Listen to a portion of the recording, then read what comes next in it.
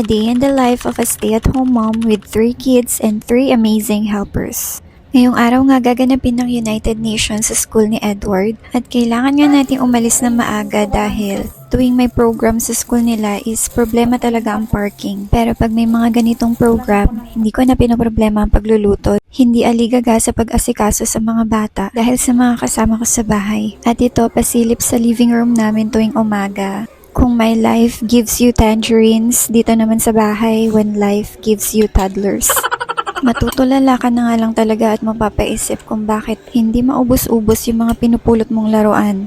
Yung kakaligpit mo lang at kakalagay sa basket, maya-maya maririnig mo na namang ibinubuhos ng isa sa mga anak mo. Parang ginadodge mo si kuya, ano? Ay, ang pogi naman ng anak ko.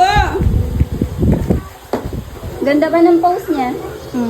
Nagdadaldal yung bunso ko. Ay! Ano sinasabi niya? Part mo. Pamana pa ni Ate Erin. Pangit ng cord ko na to. Hoy, si mama may gawa niyan. Gabi ka naman.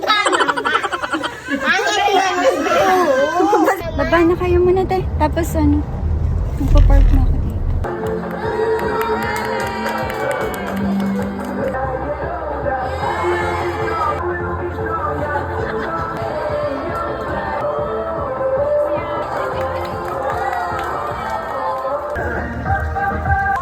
We on time.